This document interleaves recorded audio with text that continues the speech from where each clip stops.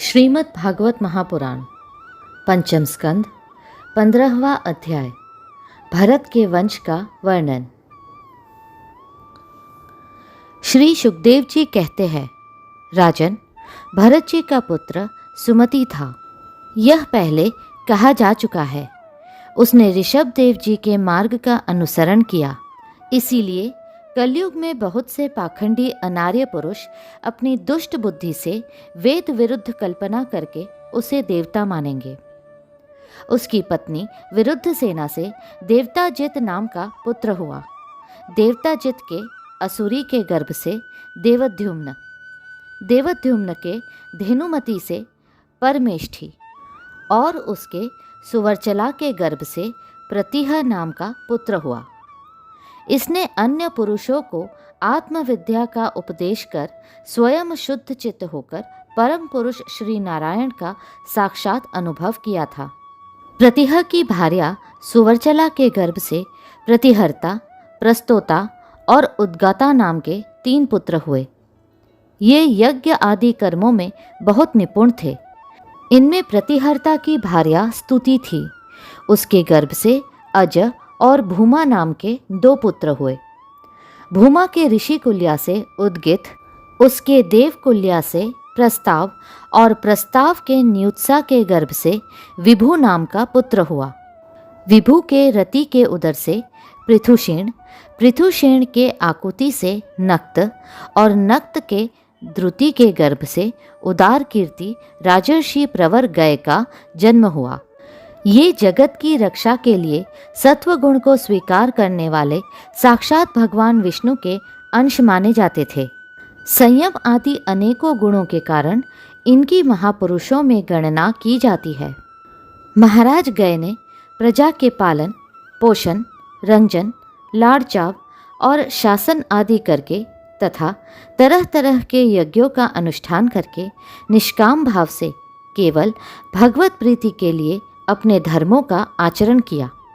इससे उनके सभी कर्म सर्वश्रेष्ठ परम पुरुष परमात्मा श्री हरि के अर्पित होकर परमार्थ रूप बन गए थे। इससे तथा ब्रह्मवेत्ता महापुरुषों के चरणों की सेवा से उन्हें भक्ति योग की प्राप्ति हुई।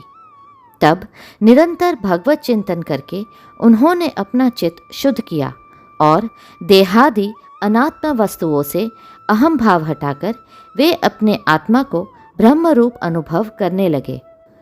यह सब होने पर भी वे निरभिमान होकर पृथ्वी का पालन करते रहे।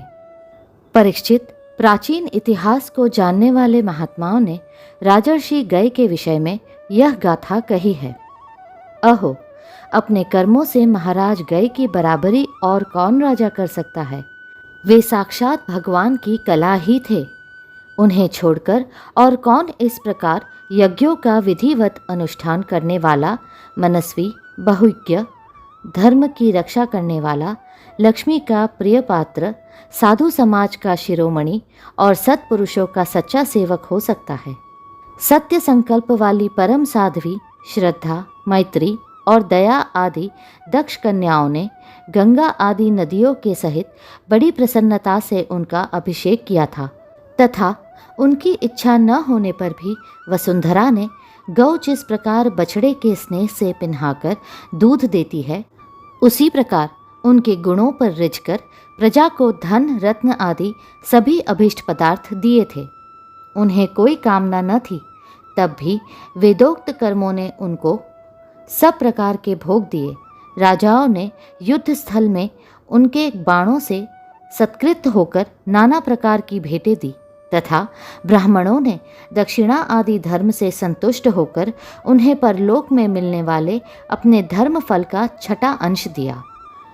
उनके यज्ञ में बहुत अधिक सोमपान करने से इंद्र उन्मत्त हो गए थे तथा उनके अत्यंत श्रद्धा तथा विशुद्ध और निश्चल भक्ति भाव से समर्पित किए हुए यज्ञ फल को भगवान यज्ञ पुरुष ने साक्षात प्रकट होकर ग्रहण किया था।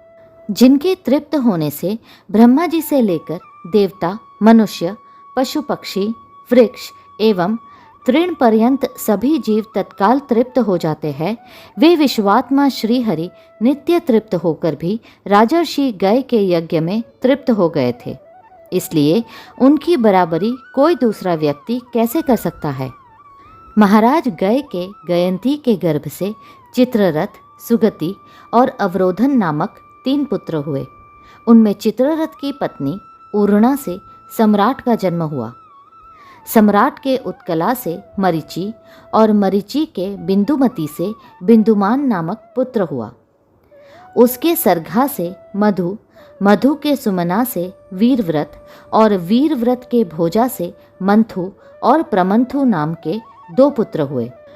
उनमें से मंथु के सत्या के गर्भ से भौवन, भौवन के दूषणा के उदर से त्वष्टा, त्वष्टा के विरोचना से विरज और विरज के विशुचि नाम की भार्या से शतजित आदि 100 पुत्र और 1 कन्या का जन्म हुआ। विरज के विषय में यह श्लोक प्रसिद्ध है। जिस प्रकार भगवान विष्णु देवताओं की शोभा बढ़ाते हैं, उसी प्रकार इस प्रियव्रत वंश को इसमें सबसे पीछे उत्पन्न हुए राजा विरज ने अपने सुयश से विभूषित किया था। अगला अध्याय शीघ्र ही साझा होगा। कृपया करके लाइक, सब्सक्राइब और शेयर करें। हरे कृष्णा कृष्णा कृष्णा